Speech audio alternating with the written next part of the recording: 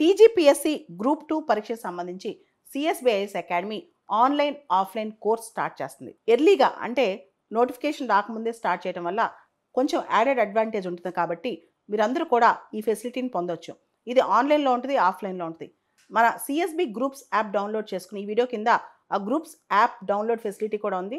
Download చేసుకుని ఈ class మొత్తం యాక్సెస్ పొందొచ్చు. ఇది 5 to 6 months ఉంటుంది. ఆన్లైన్ ఆఫ్లైన్ మీరు అందరూ రావచ్చు. అప్డేటెడ్ స్టడీ మెటీరియల్స్ ఉంటాయి. కొత్తగా 2025లో ప్రిపేర్ చేసిన స్టడీ మెటీరియల్స్. దాంతోపాటు రెగ్యులర్గా నెక్స్ట్ 6 months ఈ కోర్స్ ఏప్రిల్ 13వ తారీఖున స్టార్ట్ అవుతుంది. అప్పటి నుంచి కూడా ఎవ్రీ వీక్ టెస్ట్లు ఉంటాయి అనమాట. ఇది కోర్స్ ఫీచర్స్. ఇంకా ఎవరైనా ఇన్ఫర్మేషన్ కావాలంటే ఈ వీడియో పైన ఉన్న ఫోన్ నెంబర్స్కి ఫోన్ చేసి టీజీపీఎస్సీ వారధి కోర్సులో మీరు జాయిన్ అవ్వచ్చు. ప్రత్యేకంగా టీజీపీఎస్సీ గ్రూప్ 2 కోసం ఈ కోర్సు.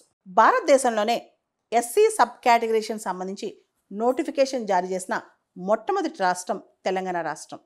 ఈరోజు అపాయింటెడ్ డే ఏప్రిల్ 14, 2025. ఈ రోజున ఎస్సీ సబ్ కేటగరైజేషన్ నోటిఫికేషన్ జారీ చేసింది తెలంగాణ స్టేట్.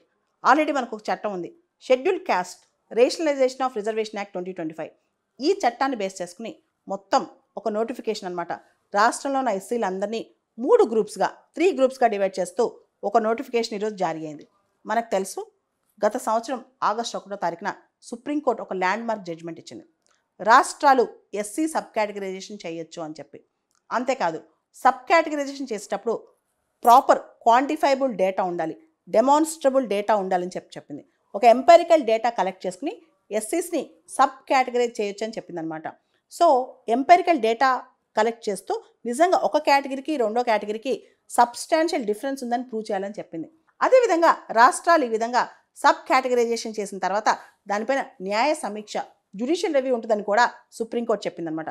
దీన్ని బేస్ చేసుకుని ఇప్పుడు తెలంగాణలో ఒక సబ్ కేటగరైజేషన్ జరిగింది.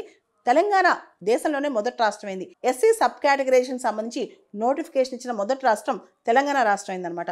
సుప్రీంకోర్టు ఏ విధంగా జడ్జిమెంట్ ఇచ్చిందో దానికి అనుకూలంగానే, అంటే ఎంపెరికల్ డేటా కలెక్ట్ చేసి social, economic, educational, employment and political status of SC communities మొత్తం పరిగణలోకి తీసుకుని మొత్తం తెలంగాణ రాష్ట్రంలో ఎస్సీలందరినీ కలిపి 3 గ్రూపులుగా డివైడ్ చేశారనమాట. Group 1, group 2, group 3. మొదటి గ్రూప్లో మనకు తెలిస్తే మొదటి గ్రూప్లో మొత్తం తెలంగాణ జనాభాలో ఓన్లీ 0.5% మాత్రమే ఉన్నారు. దానిలో 15 సబ్ క్యాస్ట్లు ఉన్నాయన్నమాట. వీళ్ళకి 1% రిజర్వేషన్ ఇచ్చారు. సో అంత తక్కువ జనాభాకి 1% రిజర్వేషన్ ఎందుకు ఇచ్చారు? గ్రూప్ 1 కేటగిరీలో 15 సబ్ క్యాస్ట్లు పెట్టంటే వాళ్ళు చాలా వెనకబడి ఉన్నారనమాట. ఎంప్లాయ్మెంట్లో, ఎడ్యుకేషన్లో చాలా వెనకబడి ఉన్నారు. అందుకని వాళ్ళకి ఖచ్చితంగా ప్రాపర్ రిజర్వేషన్ ఫ్రూట్స్ అందాలని చెప్పి ఎస్సీలో ఒక గ్రూప్ 1ని 15 సబ్ క్యాస్ట్లో ఒక గ్రూప్ 1 చేశారు. తర్వాత గ్రూప్ 2 కేటగిరీ ఎవరైతే ఎస్సీస్ గ్రూప్ 2గా డివైడ్ చేశారో దానిలో 18 సబ్ క్యాస్ట్లు ఉన్నాయి. వాళ్ళకి 9% రిజర్వేషన్ ఇచ్చారు. ఆ తర్వాత గ్రూప్ 3లో 26 సబ్ క్యాస్ట్లు ఉన్నాయి. వాళ్ళకి 5% రిజర్వేషన్ ఇచ్చారు. అంటే 1 + 9 + 5 15 అనమాట. సో ఈ చార్ట్ మీరు చూడొచ్చు. ఎవరైతే గ్రూప్ 1లో ఉన్నారో, ఎవరైతే గ్రూప్ 2లో ఉన్నారో, ఎవరైతే గ్రూప్ 3లో ఉన్నారో, ఈ తెలంగాణ గెజెట్ నోటిఫికేషన్ ఈరోజు రిలీజ్ చేశారు. ఇది మొత్తం ఈ చార్ట్ మీరు ఇక్కడ చూడొచ్చు.